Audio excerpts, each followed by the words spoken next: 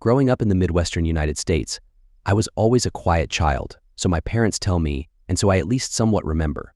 I was also always reserved and cautious, at least by other people's standards. Smart and cute were likewise both used to describe me, although that did not always work in my favor, especially when in 6th grade misses. Jensen announced to the entire class, Jimmy Quayle, "You've got to be the most gifted student I've ever had in my 16 years of teaching." Lots of kids, in the competitive environment that I grew up in, didn't like the grading curve destroyed by some smarty pants, causing me to become even more reserved than before. My brother Kent, 2 years my senior, did help some. He tried to include me in his activities unless his friends really objected. Then he would exclude me, but would try to let me down easily. Since Kent was primarily an extroverted jock, and me mostly an introverted intellect, we didn't normally compete head-on for our parents' attention, although if there ever was a head-on competition, it seemed to me that the extroverted jock prevailed 90% of the time. College was better to me than elementary and high school had been. Intelligence was prized in the Ivy League school that I attended on full academic scholarship, and smart and cute were both advantages in dealing with females. I graduated college a year early, having had several nice relationships with female classmates, some platonic, some romantic. I was far from a player, but by the time that I graduated, I thought that I was a good partner and had healthy relationships. At least my female companions often complimented me. I met Giselle the second year that I worked as an analyst for the company, as the CIA is affectionately called in the Washington, D.C. area. We met in a bar in Georgetown. A bar is almost never a good place to find a romantic interest, but I allowed that this was the exception because we were both there in separate groups for a night out with a friend that had just gotten engaged. A bar was not a place that either of us normally went to meet new people or make new friends. For me, it really was love at first sight. I can't speak for Giselle in that regard, but she sure seemed interested. To make a long story short, we left the bar together to go elsewhere to talk. We were spending a lot of time together within 3 weeks, and we got married 3 months after we met. My first time spending time with Giselle clinched the deal in my mind. It was our 4th date, and she had gotten very friendly during the evening despite barely drinking any alcohol.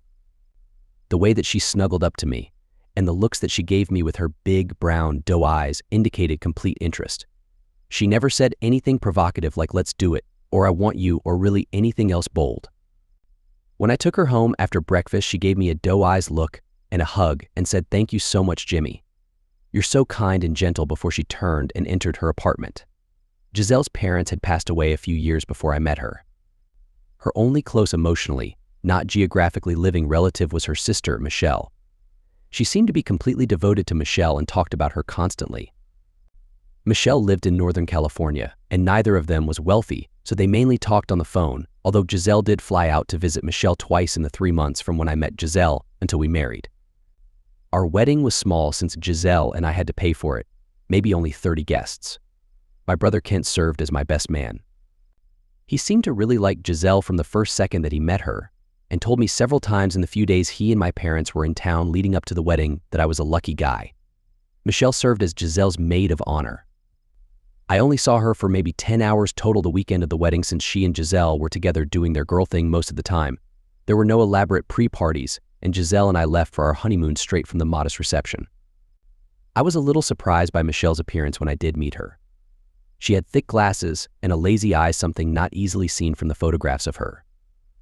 Giselle did tell me that her vision was bad, she couldn't drive a car, but I didn't realize how bad until I met her.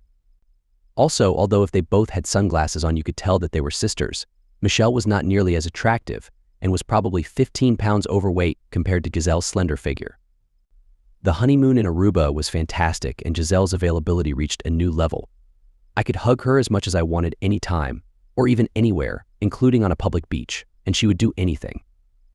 We also spent a lot of time together, and Giselle appreciated every moment we shared. Soon after we got back from the honeymoon, some real-life things about Giselle that had been hidden came to the forefront. Being a CIA analyst, I probably should have suspected something when Giselle came to live with me after we knew each other only 6 weeks and apparently had no concern about her apartment lease. She told me that she was month to month and could leave any time that she wanted. In fact, she was on the verge of being evicted for not paying rent. I also was shocked by her credit card and student loan debt. Despite the fact that she had a college degree, she just didn't seem to get how to handle a credit card. I didn't know that she had paid for Michelle's entire trip to D. C. Plane fare, lodging, cabs, meals, you name it. In view of Giselle's credit history and debt, I separated our finances shortly after our marriage and got her only one low-limit credit card, one that I carefully monitored. We worked hard to pay off her existing debt and college loans, but we were not doing it too well or quickly, especially since she insisted on flying out to see Michelle every 2 months or so, which at least was cheaper than bringing Michelle to the D.C. area. Despite the financial problems, I was happily married because Giselle was always available to me. Surprisingly, a couple of months after Giselle and I got married, my brother Kent got a job in the D.C. area and moved to within about 2 miles of the apartment Giselle and I shared in Northern Virginia. He came over occasionally and always seemed to enjoy our company. Giselle was really nice to him, and I know that he appreciated that she accepted him so easily into our new little family. We did end up with a significant problem when a loan that Giselle had that I didn't even know about became due about 6 months after we had been married, and litigation was threatened by the bank that held it.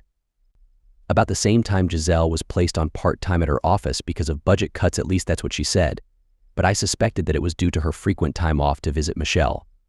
Giselle and I talked about our financial situation many times. She was always apologetic but never really contributed to a solution aside from making me happy by cuddling me and expressing her gratitude afterwards. When the bank actually filed suit, I decided that I needed to take drastic action. A major corporation, I can't identify it because I signed a confidentiality agreement, and the former CEO, known for being a tough leader before he became the least popular vice president in the history of the U.S. I didn't give too much away there, did I? Was desperate for analysts to work in Iraq. Ex-company analysts were particularly valued.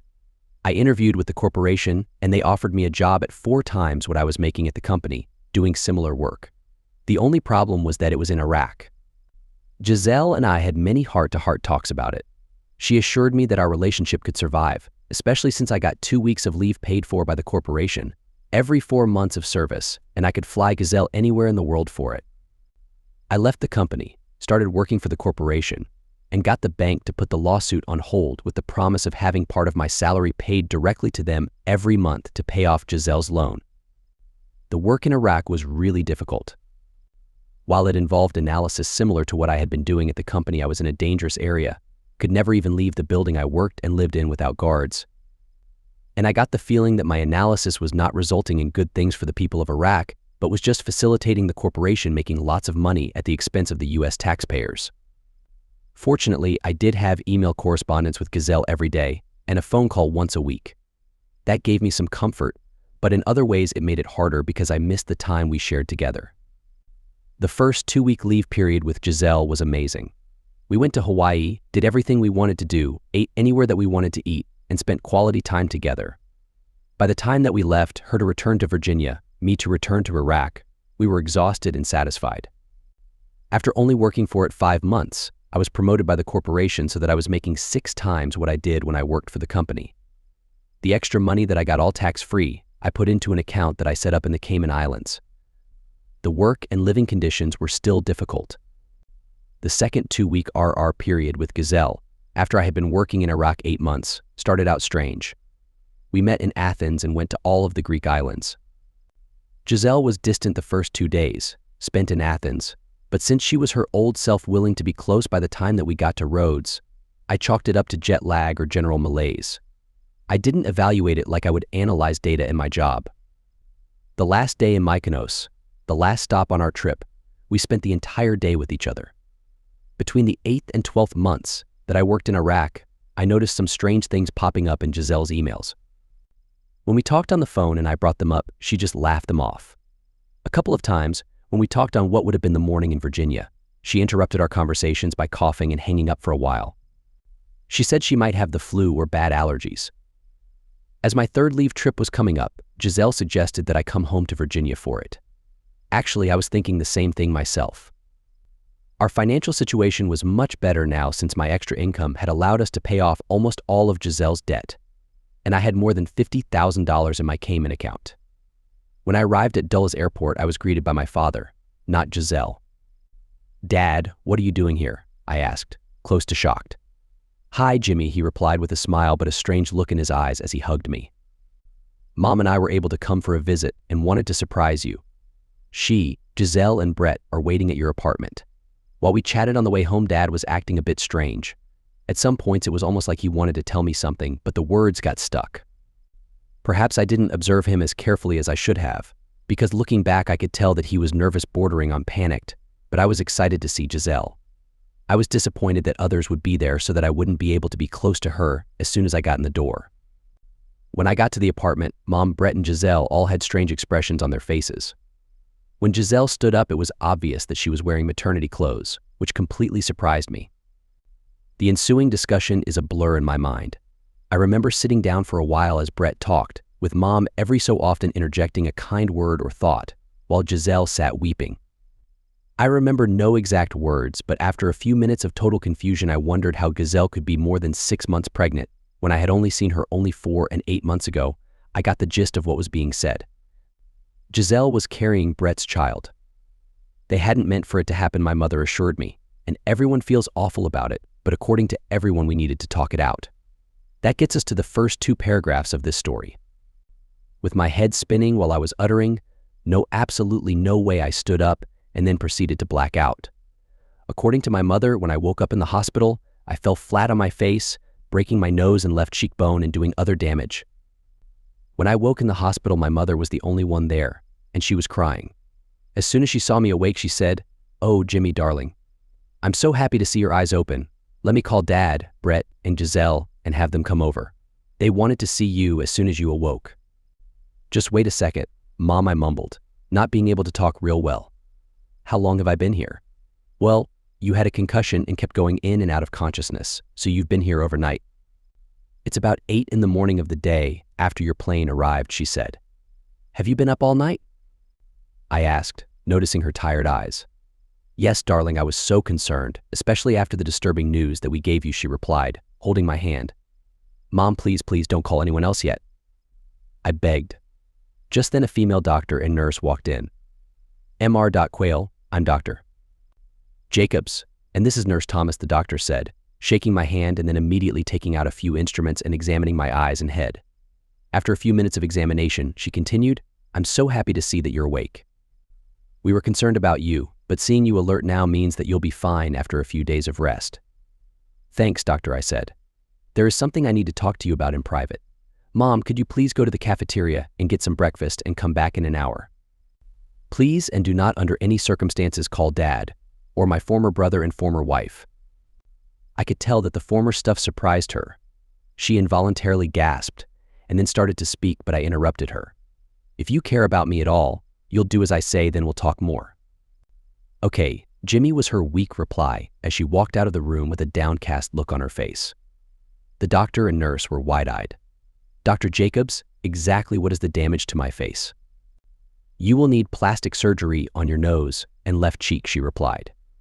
"We have a doctor-patient relationship, right? So you and Nurse Thomas can't tell anyone else what we talk about unless I authorize you to, right?" "Yes, that's right," she and the nurse both said, nodding. "If I have to get surgery anyway, can I get it to change my appearance?" Sure, if you really want to, but there is no need," the doctor replied before I cut her off. "Great. Can you give me a recommendation for the best plastic surgeon in the area to do an appearance change for me?" "Yes," she replied, and then turned to Nurse Thomas. "Gloria, would you go to the reception desk and get from the computer Dr. Simon Kent's office address and phone number and bring it back here?" "Sure, I'll be right back," Nurse Thomas replied. Once she left, I had some more questions for Dr. Jacobs, concluding with, "Is there any downside to me checking out immediately? I strongly recommend that you stay another night. You might have a fainting spell, which could be disastrous," she responded with a concerned look. "Is there a way that I could be moved to another room, one that everyone on the staff would be precluded from telling anyone else about? If you can do that, I'll stay. Otherwise, I'm walking out now regardless of the risk," I told her. She looked at my chart. "I see that you have top-of-the-line health insurance." "Yeah, Evil Corp. Does have good benefits," I chuckled to myself. "I could have you moved to the protective custody wing. I can make up an excuse for that. In that wing, you can refuse all visitors, and they can't get through security," she said. "Can you do it before my mother gets back?" I asked. "I think so," she said. She picked up the phone in my room, gave a few orders, and then hung up. "An orderly will be here in 10 minutes. Just then, Nurse Thomas walked into the room with the name of the plastic surgeon. Fortunately, my wallet, cell phone, and other important items were in a fanny pack that I was wearing and had been transported with me to the hospital. I put Dr. Kent's information into my fanny pack and thanked the doctor and nurse. As promised, I was moved to the protective custody wing and at my insistence received no visitors. I stayed in the hospital 2 more nights, just to be sure that I would be fully functional when I left, and also because it was the perfect place to hide out. Since Evil Corp was picking up the tab, I had no concern for how much it cost. By the middle of the first day, I was awake and able to go into analyst mode and clearly think about what I was going to do. My emotional pain was the most intense of my life by far, but I was able to temporarily block it out because I was on a mission to extricate myself from my miserable situation and get revenge on my former brother and soon-to-be former wife. I didn't have to talk to anyone at Evil Corp for another 11 days.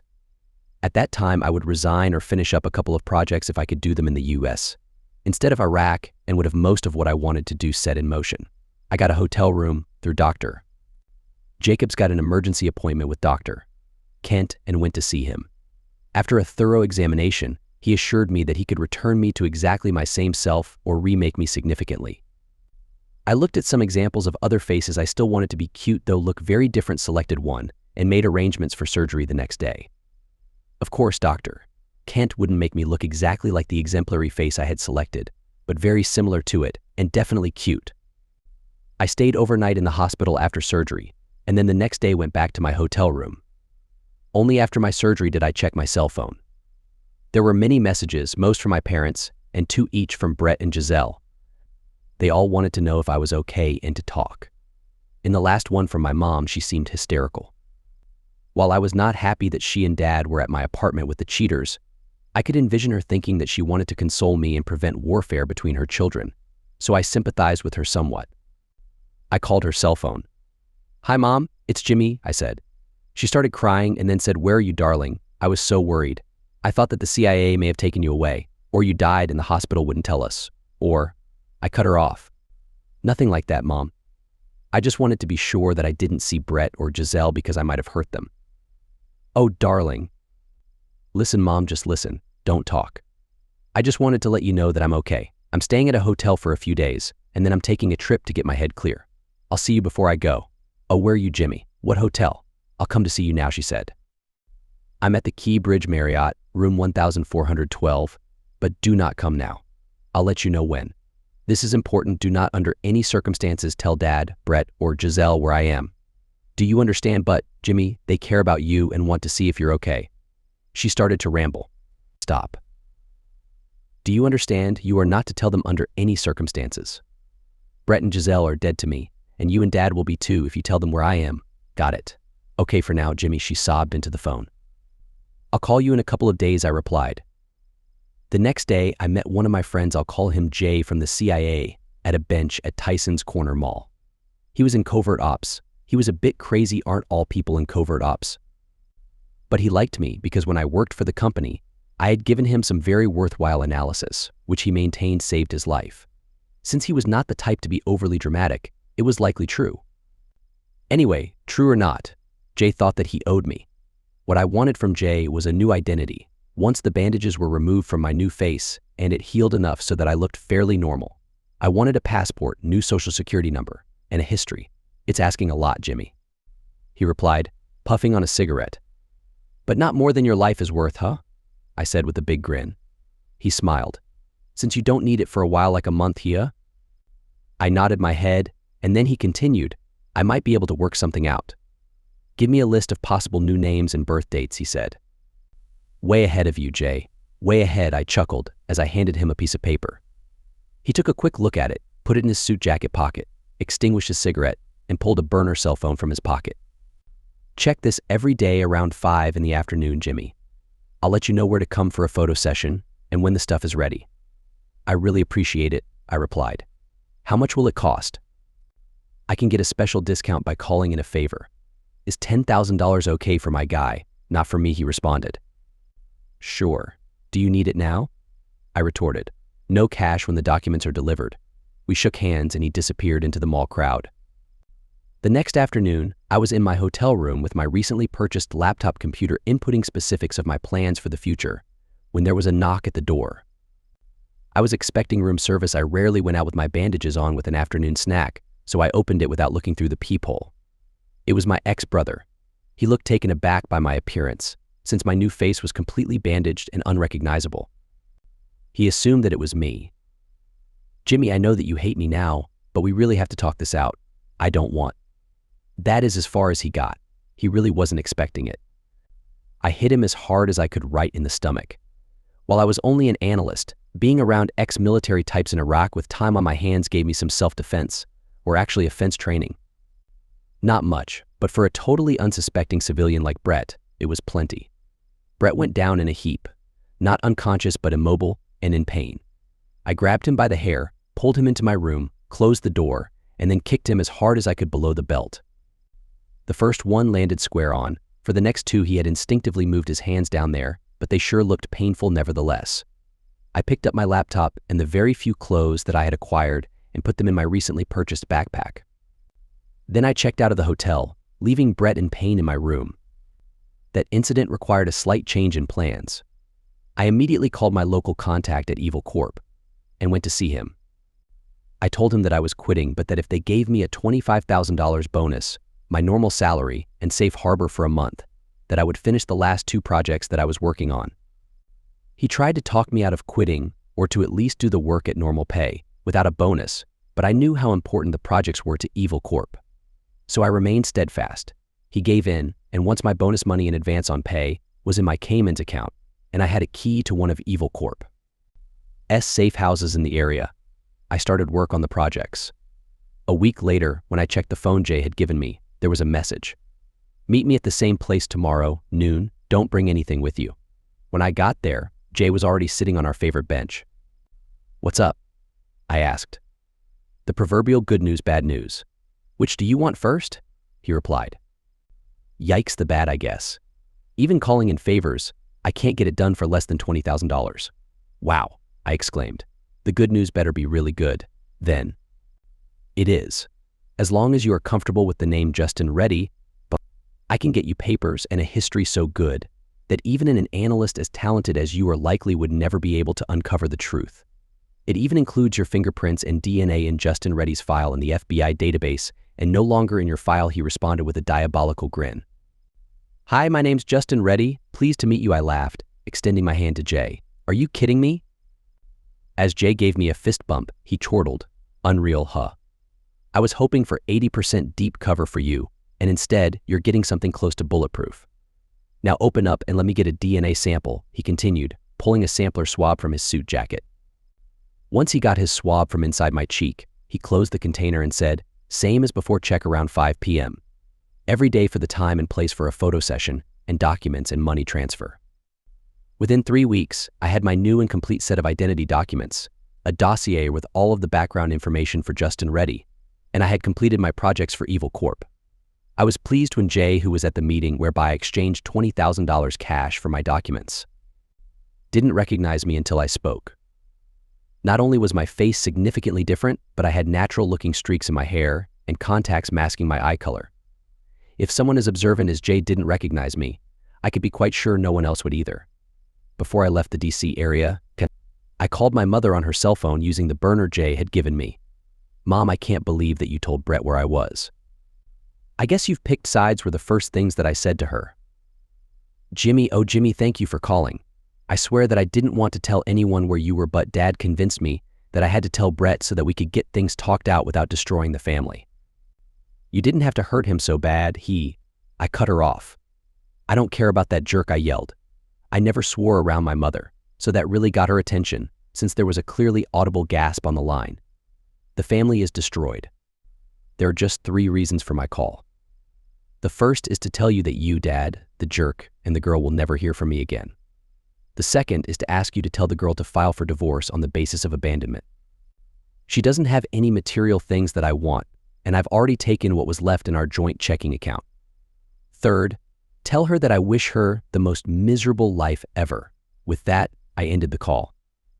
I removed the SIM card from the burner phone and crushed it. Then I recycled the burner phone at a nearby store. As DidSheReally, I landed in San Francisco's airport a day later, with roughly $60,000 in a bank account in Justin's name, a high-powered secure laptop, a business plan, and a personal agenda. In order, I found an affordable apartment, a cheap office but one with excellent internet service, and where Giselle's sister Michelle lived and worked.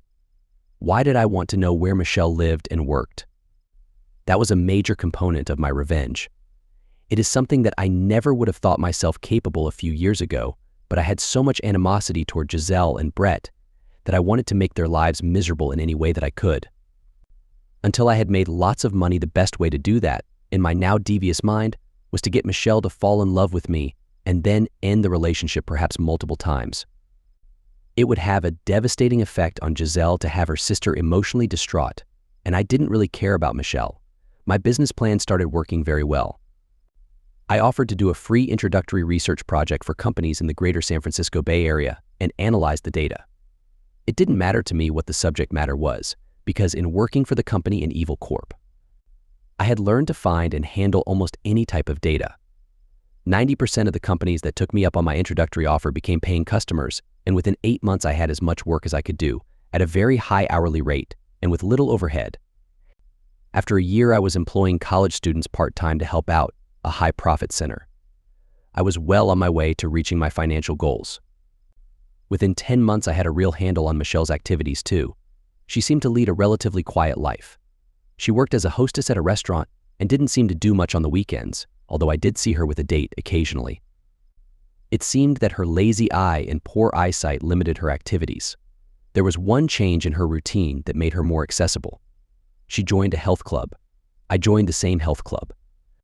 I wanted to encourage Michelle to make the health club an important part of her routine, so I introduced myself, immediately engaged her in conversation, and complimented her dedication. At first, she was a little standoffish. I thought that it might be because she recognized something about me.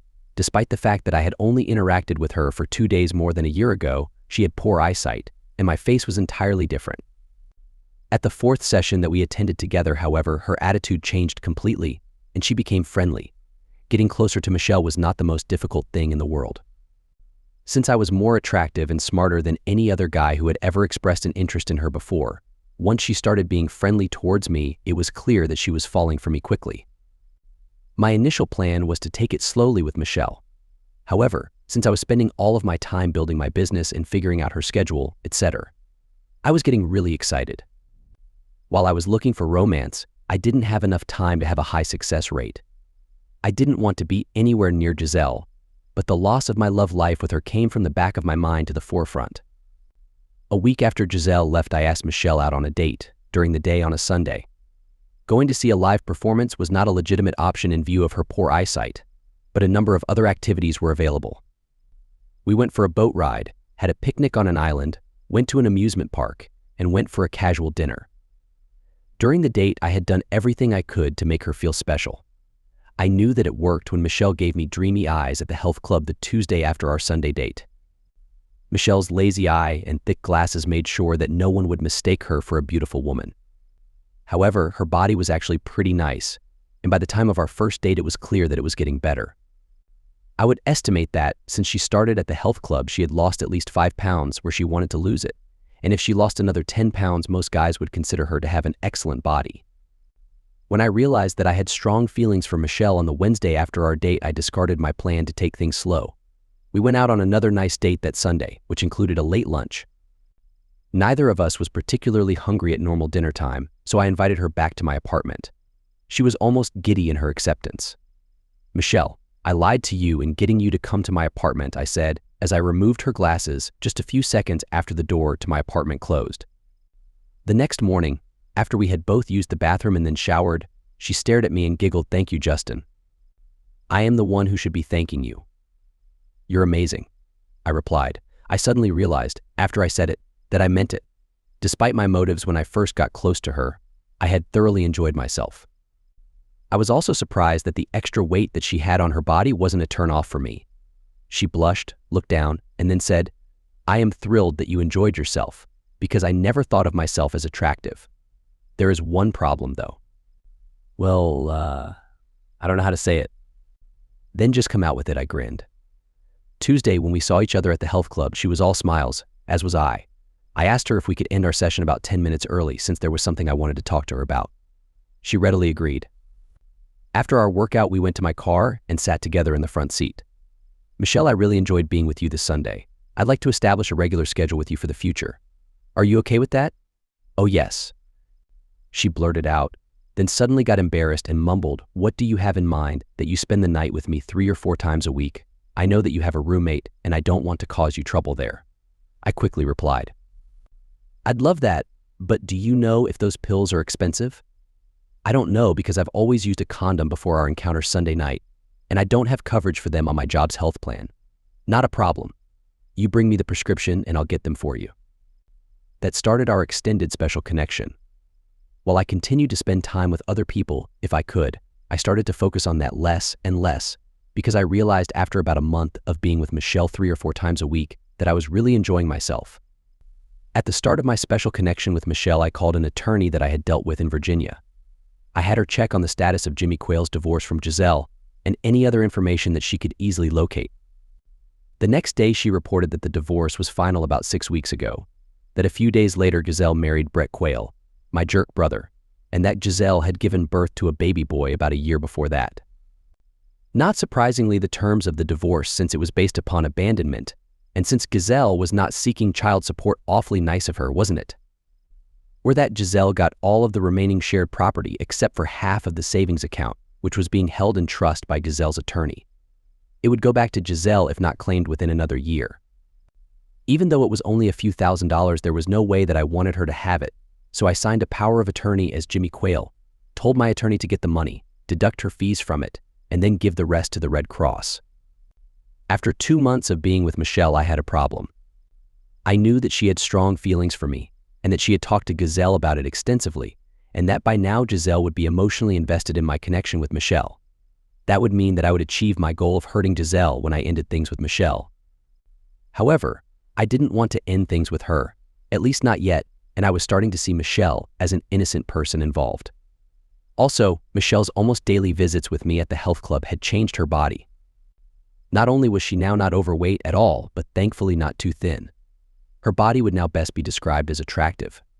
After thinking about the problem for a while, I decided that what would make me feel better about it would be to give Michelle a true gift, which would make her better able to recover when I did end things. By then, I was quickly achieving my financial goals, so I could easily afford what I had in mind. I checked with several eye surgeons and I found one in Pacific Heights, Dr. Noyes, who was not only highly rated but who maintained that he had developed a technique for successfully operating on lazy eye even in adults. That was something that all of the other surgeons I had talked to said was very difficult or impossible. I took Michelle with me to visit Dr. Noyes. After almost an hour-long examination of Michelle by Dr. Noyes and his staff, he met with us and gave his prognosis. Michelle's condition in her left, lazy eye is severe. Also, her right eye is not strong enough to make up for her lazy eye, which is why her vision is so poor. However, the good news is that I can easily correct the problem in her right eye, and I can make her left eye look very, very close to normal. The bad news is that there is only a 30% chance or so that the left eye will achieve anywhere close to normal vision, and the operation can only be done once. I took that as good news. I glanced over at Michelle and she had tears in her eyes. "How much will it cost? And when are you available?" were my next questions. "The cost is $25,000. You can talk with my receptionist about scheduling. Tell her to allow for 2.5 hours. I most likely have an opening within 2 or 3 weeks. Wednesdays and Thursdays are my normal surgical days, Dr. Noyes replied. After the operation, Michelle would need 4 days of bed rest with bandages on her eyes and another 2 days of no sunlight, but he continued. He must have been reading my mind when he continued, and no physical activity during the days of rest. Michelle looked a little upset. I thanked Dr. Noyes profusely. Michelle nodded thanks too, and we left his office. When I paid for the office visit, I asked the receptionist when the doctor had openings for a 2.5 hour surgery. After checking her book, she said Wednesday, 2 weeks from tomorrow at 8 a.m. or 3 weeks from this Thursday at 11 a.m. are the next 2 possibilities. You would need to let me know by tomorrow to be sure to secure one of those dates, however, and the doctor would require $10,000 in advance. I thanked her and we left. Michelle was silent as we walked to the car, but once in she started yelling at me for the first time in our connection. How could you be so mean, she cried. To bring me there to give me hope that my condition could be improved when there is no way that I can afford that type of operation. I would rather have stayed in the dark about that. I've learned to live with my limitations." She started sobbing hysterically with her hands on her face. I firmly grasped both of her wrists and held her hands down at her sides. "You are getting the operation, and I'm paying for it. So stop crying and get the time off of work for the operation and the recovery." With that, I let go of her hands, started the car, and drove away. Michelle's tears soon stopped, but she remained silent till we got to her apartment building. "I believe that this is your stop," I said with a lilt in my voice. "Justin, I'm sorry I yelled at you and said what I did. However, I can't let you pay for the operation. I just can't." "I'm not giving you a choice," I replied in a stern voice. "If you don't get the operation, I'll never see you again, and don't test me on that because you'll find out that I'm serious." Then I said something that surprised even me, undoubtedly something that came from my inner psyche, certainly not a conscious thought. "I want everyone else to see the beautiful person that you are, and your present appearance prevents that." We were both shocked by that statement, but I quickly followed it up with, "By the time that I pick you up tomorrow to come to my place, you get the time off work, and tell me which of the 2 dates the receptionist gave us is best." Michelle was stunned. I couldn't tell if she was happy and her shock was masking it, or if she was angry. Either way, she got out of the car without a word and entered her apartment without looking back. On my way back to work, my mind was in chaos.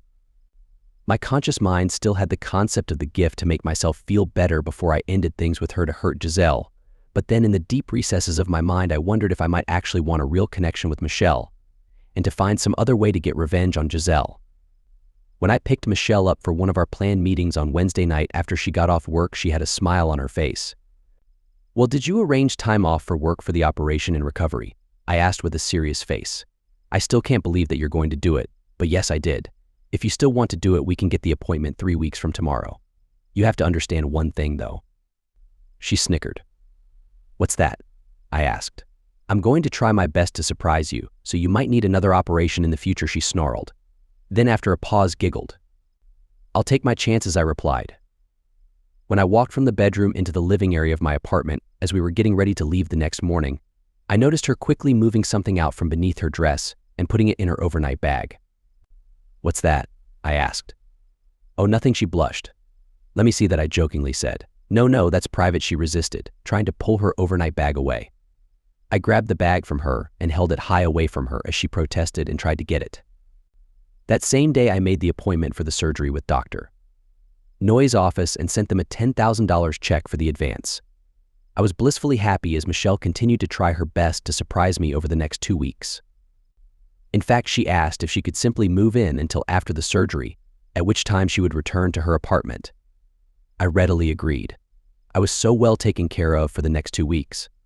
Then things got complicated. We had a strained conversation for the next few minutes. Of course, there was no way that I could simply say no, but I sure wasn't liking it. Despite the fact that my facial appearance had changed enough so that there was no chance that she would recognize me, and because my body had become more muscular from attending the health club almost daily with Michelle, it wouldn't be easy to recognize me, at least when clothed. My voice hadn't changed, and maybe there were some mannerisms that I had that I didn't even realize I did that would give me away. As I was worrying about this, Michelle presented me with an even worse idea. "I was wondering, Justin, if you might rent an extra bed and a crib so that Giselle could stay here with you in your apartment living room. My roommate can help me with any emergency at night, but our apartment is way too small to accommodate them. How about a hotel instead?" I quickly replied. "She and I would both like it if you would let her stay here." "Please, Justin, it will only be for the day of the operation and 4 days afterward. Once my only problem is sunlight, she'll leave, and I'll move back in here with you if you'll have me." Then she started distracting me. Why can't I think of an excuse went through my mind as I started to get flustered. After spending some quality time with Michelle again, she fell right to sleep. I lay with my eyes open most of the night. While still working on a way to avoid having my ex-wife stay at my apartment the day of and 4 days after Michelle's operation, I needed a worst-case scenario contingency plan. I assigned Judy, one of the college-attending researchers who worked for me part-time, to find out how I could temporarily change my voice. To my surprise, she came up with a solution within a couple of hours. "Justin, there's a technique where cotton cylinders are placed in your nasal passageways by a doctor. As long as you don't keep them in for more than a week, there are few complications. Dr. Joan Phillips in San Mateo County maintains that this can change voice quality by 10 to 20%, Judy told me. Get me an appointment with Dr. Phillips right away, I excitedly requested. I was having difficulty persuading Michelle against her idea of Giselle staying with us. Every time I brought up some problem with it, she would distract me. 2 days after Judy's report, I found myself in Dr. Phillips' office. She explained the theory behind her technique, played me 3 recordings of what she swore were representative before and after voices, and estimated the cost, which would depend on what type of cylinders were best for my particular passageways. Cotton wasn't always the best choice. Sometimes much more expensive materials that were harder to insert and remove needed to be used.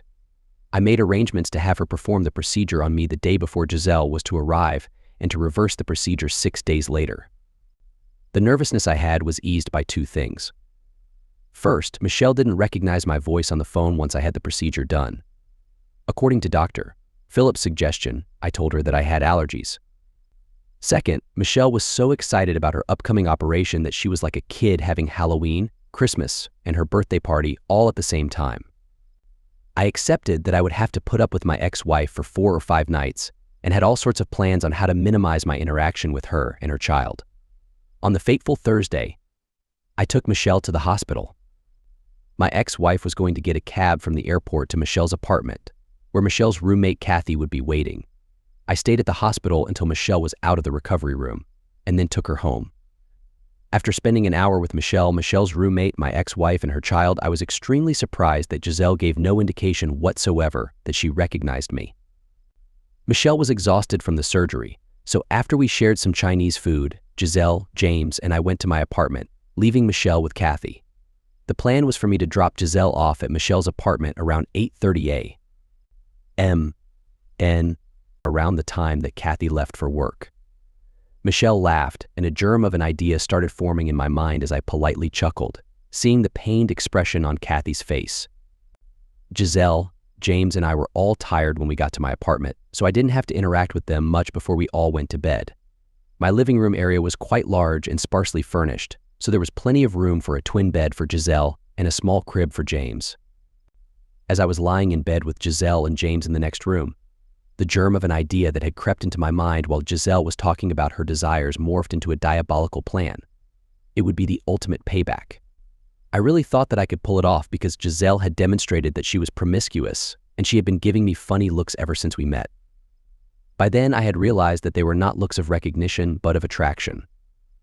After I dropped off Giselle and James at Michelle's apartment the next day, I went and bought several hidden video cameras. I also got several photography backdrops. I set them up in my room around my bed and purchased new sheets that were a bright red color, completely different from the only 2 sets of sheets I owned, both white. I made my bed with the new sheets and removed the headboard and put it in my closet. She had some interesting comments once she got intoxicated too. The most interesting was her admission her speech was slurred and there were random words, but the following is the gist of it. My biggest regret in life is treating my ex-husband badly. I should have been more faithful when his sibling tried to flirt with me, and done everything that I could to stay with him. I had stronger feelings for him than anyone else, which is why I named my son after him, despite my current partner's objections. I wish I could have had a chance to at least talk to him alone before we divorced, but he was so mad that he just disappeared and I never saw him again. At least I know that he's still alive because a little while ago he retrieved the money that the court ordered be held in escrow for him. I acted sympathetic. While her words were somewhat comforting, they didn't change what was going to happen. I needed revenge on both her and my sibling. I intentionally left the door to my room open, and her joyful cheers woke up little James. I was sure that anyone watching the video that I was making would hear the child's cheers in the background, which fit my plan perfectly. I actually comforted little James and got him to calm down. That's right, I had a great time with my friend. By the time she woke up with a bad hangover the next morning, everything was back to normal in the room. The red sheets had been changed, and I acted like nothing happened. After we had breakfast, she tried to give me a hug. I stopped her, pretending to be funny. Hey Giselle, you don't want to get Michelle mad at me for giving you a hug, do you? After last night, you're worried about a hug? She asked, quite confused. Last night? What about last night? I asked, pretending to be surprised. Giselle was actually surprised. She didn't need to pretend. Why, after we had fun last night, she snapped. What? You're joking, right? After I helped you when that guy bothered you at the bar, I just put you to bed. I said. You must have dreamt about him having fun with you." Oh was her only response, with an enlightened look on her face, as if that really was possible. "Giselle, if you were dreaming about me having fun with you, don't tell Michelle that, because I don't want her to think that I would," I said firmly. "No, that's not what I was dreaming, she growled. I chuckled in my mind as we drove silently to Michelle's apartment that morning. That night, I silently celebrated when I overheard Giselle tell Michelle that the day we had fun, she was at the most fertile part of her cycle. I managed to avoid spending too much time alone with Giselle the next 2 nights, and soon she was saying goodbye to Michelle with tears in her eyes after doctor. Noise made a house call. Yes, he really did so to ensure she wasn't exposed to sunlight, to remove her bandages. I even took Giselle to the airport the last night and gave her and James quick hugs goodbye, hoping that she was going back home. Doctor. Noise operation greatly improved Michelle's left eye so that it was almost normal, and only if you knew there had been a problem would you suspect it. I didn't realize how much that would improve her appearance, but I have to say, now she looked beautiful. Doctor. Noise reminded us that after 2 days out of the sunlight, Michelle's right eye should have 20/30 vision, which was the best he could correct it to. It would be at least a month before we would know if her left eye would reach 20/40, or maybe even 20/30. The operation went as well as any I have performed, he said with a smile, so let's hope for the best. The day Michelle could finally leave her dark apartment, she cried when she saw herself in the mirror in my apartment while I stood next to her. "Why are you crying, babe?" I asked her. "I look so much better now than I thought I did before. And now that I can see your face clearly, I can't believe that someone as good looking as you would want to be with me. But mostly I'm crying tears of joy because you have given me a new lease on life." With that, she turned to me and gave me a passionate hug, without any hesitation, and said, "The only reason someone would be as good to me as you have been is if you loved me, Justin. Do you love me, Justin? I love you so much that it hurts." Wow, I should have expected that, but I wasn't prepared. I quickly recovered though and said, "Yes, Michelle, I love you," and hugged her. I said it for 2 reasons. 1, I wanted her to believe it, since it would hurt Giselle even more if I ended things with her. 2, I might actually be in love with her, even though I tried not to be. By 5 months after Michelle and I had our first post-operation adventure, many things had happened. Michelle's vision in her right eye became 20/30. In her left eye, it improved to 20/40. With contact lenses, her eyesight could be corrected to 20/20, and she looked stunning. I had to admit to myself that I was in love with Michelle, and I asked her to marry me. She cried, "Yes, yes, yes, yes," as I placed a ring on her finger. Brett received an anonymous DVD of his unfaithful wife Giselle cheating on him by being with some guy on red sheets while her child cried in the background. My face had been blurred out, and there was nothing in the video linking it to me. I learned the following information from my amazing fiancé. Brett's trip was extended for 5 more days while Giselle was visiting San Francisco. It was clear that she was now pregnant, and unless she got pregnant just a couple of days after Brett returned when her fertility was lower, it was likely with my child. Brett and Giselle were having a difficult time and were likely headed for divorce. Apparently, the DVD didn't sit well with Brett. I guess he had no problem being unfaithful, but when someone else was involved, it became a big issue. A bigger issue for both of them was their financial strain. It was so severe that my parents had been helping them despite being older and having their own limited income. Giselle no longer worked as a hostess in a restaurant. She is now taking college courses part-time while assisting me at work. It turns out that her eyesight was masking a really sharp mind, and she has taken to research with great enthusiasm. My business is doing very well. Now that I have had my revenge and found a much better partner than before, I sometimes find myself grateful to Brett and Giselle for being the jerks they are.